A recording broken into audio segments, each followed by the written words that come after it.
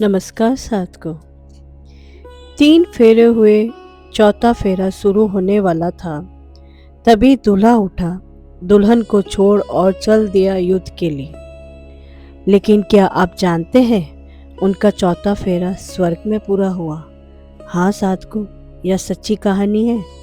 यह वह योद्धा है जिसने राजस्थान में पहली बार ऊंट लाए, जिसने रेगिस्तान की पूरी तस्वीर बदल दी, जिसे आज भी राजस्थान से पाकिस्तान तक ऊँटों का देवता कहा जाता है। 800 साल पुरानी यह दिव्य कहानी सुनकर आपकी आंखों में आंसू आ जाएंगे। यह है बाबूजी महाराज की अमर गाथा। तो चलिए सुनते हैं। साथियों, आज की कहानी सिर्फ एक वीर योद्धा की नहीं, उस महापुरुष की है जिसने राजस्थान की पूरी संस्कृति और अर्थव्यवस्था को हमेशा के लिए बदल दिया।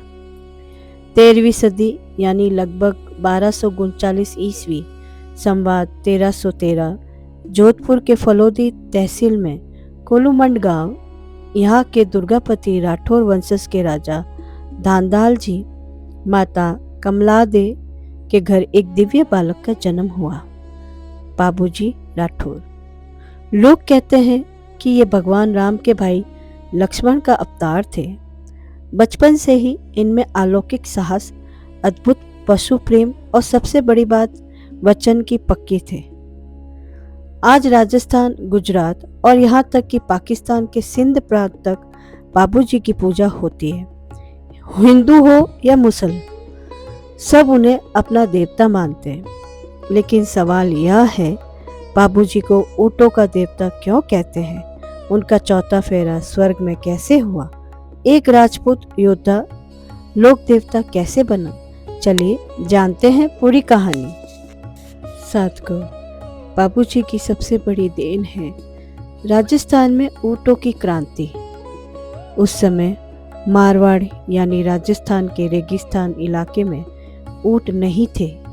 लोग घोड़ों और बैलों का इस्तेमाल करते थे, लेकिन रेगिस्तान की भीषण गर्मी, पानी की कमी, इन परिस्थितियों में ये जानवर बहुत मुश्किल से जीवित रहते थे।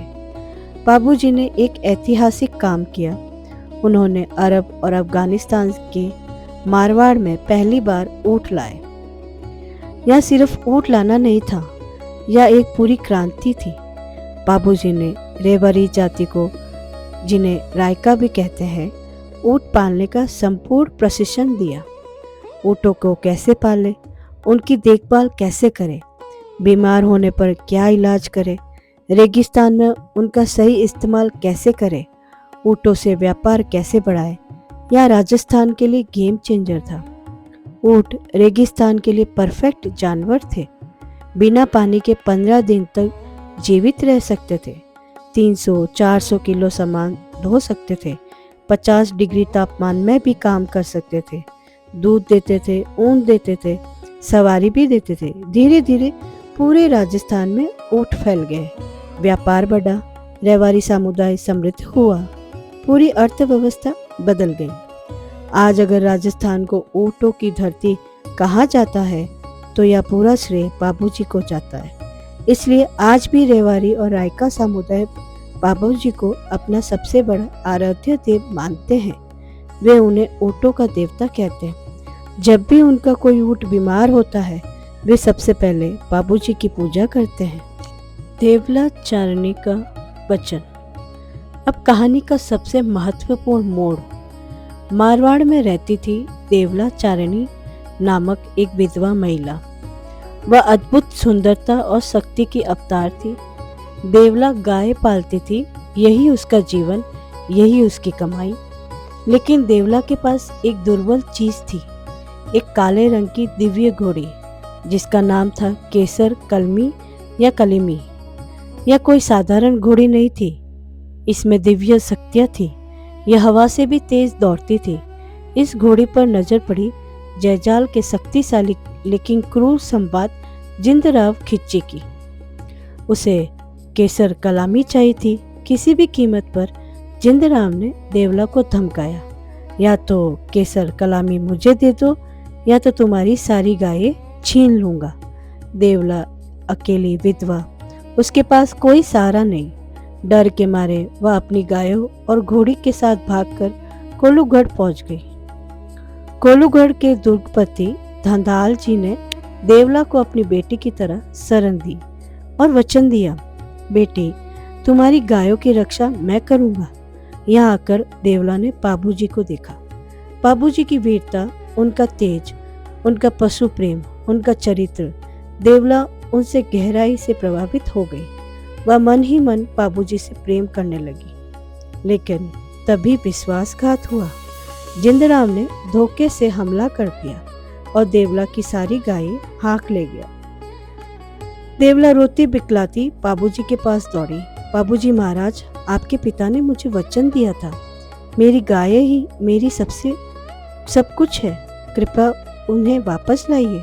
बाबूजी ने बिना एक पल की देरी किए कहा, माता देवला, मैं तुम्हें वचन देता हूँ, तुम्हारी गाय जरूर वापस आएगी, चाहे इसके लिए मुझे अपने प्राण ही क्यों न गंवाने पड़े। देवला समझ गई कि युद्ध आसान नहीं होगा। उनसे अपनी सबसे कीमती चीज, अपनी दिव्य घोड़ी केसर कलामी बाबूजी को दे दी ताकि वे जिंदराव से लड़ सके। विवाह का मोड़। तभी बाबूजी की शादी का दिन आ गया। दुल्हन आमेरकोट के राजा की बेटी सुप्रियार दे। पूरा कोलूगढ़ सजा, हजारों मेहमान, बाजे गाजे, मंडप तैयार। शादी शुरू हुई, अग्नि जली। पहला फेरा, दूसरा फेरा, तीसरा फेरा पूरा हुआ। चौथा फेरा शुरू होने वाला ही था कि बाबूजी महाराज, एक घुड़सवार चिल्लाया, जिंदराम ने फिर हमला कर दिया, देवला की गायें लूटी जा रही है। सन्नाटा। सुप्रियार दे की आंखों में आंसू। राजा ने विनती की, बस एक फेरा और। पिता बोले, बेटा चौथा फेरा ले लो, वचन बाद में निभाओगे। लेकिन बाबूजी ने 3 फेरे के बाद उठ खड़े हुए। वचन से बड़ा कोई धर्म नहीं। विवाह फिर हो जाएगा, लेकिन वचन टूटा तो सब व्यर्थ। चौथा फेरा ईश्वर की इच्छा से होगा। तलवार उठाई, केसर कलमी पर बैठकर अधूरा विवाह छोड़कर युद्ध के लिए निकल पड़े। पूरा मंडप रो पड़ा। अंतिम युद्ध। भीषण युद्ध हुआ। बाबूजी ने अद्भुत पराक्रम दिखाया। केसर कमली बिजली की तरह दौड़ी, एक एक करके गाय छुड़ाई। लेकिन जिंदराव ने धोखे से हमला किया। चारों तरफ तीरों की बौछार खड़ी कर दी। एक तीर, दूसरा तीर, तीसरा तीर और चौथा तीर बाबूजी के कंधे में लगा। फिर दूसरा सीने में, फिर तीसरा, फिर चौथा। खून की धाराएं बह रही थी। शरीर लड़खड़ाने लगा, लेकिन बाबूजी रुके नहीं। उन्होंने अंतिम सांस तक लड़ाई जारी रखी। आखिरी गाय को भी सुरक्षित कर दिया। देवला को दिया गया वचन पूरा कर दिया और फिर धीरे धीरे कमली घोड़ी से उतरे, जमीन पर गिरे। उस महान वीर ने वीर गति प्राप्त की। अपने वचन का पालन करते हुए उन्होंने अपने प्राण न्यौछावर कर दिए। चौथा फेरा स्वर्ग में। जब यह खबर कोलूगढ़ पहुंची तो सुप्रिया दे 3 फेरों के साथ अधूरी दुल्हन दौड़ती हुई रणभूमि में पहुंची।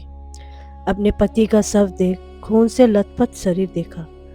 वह वीर जो 3 फेरे लेकर युद्ध में चला गया था, अब हमेशा के लिए चला गया था। सुप्रिया देवी ने बाबूजी के शव को गले लगाया और रोते हुए कहा, प्रियतम, 3 फेरे इस धरती पर हुआ, अब चौथा फेरा स्वर्ग में होगा। मैं आपके साथ हूँ। और उसी क्षण उन्होंने सती होकर अपने प्राण त्याग दिए। साधकों, यह कहानी का सबसे दिव्य मोड़ आता है। लोक मान्यता और बाबूजी की फाड़ में कहा जाता है कि बाबूजी और सुप्रिया दे का चौथा फेरा स्वर्ग में पूरा हुआ।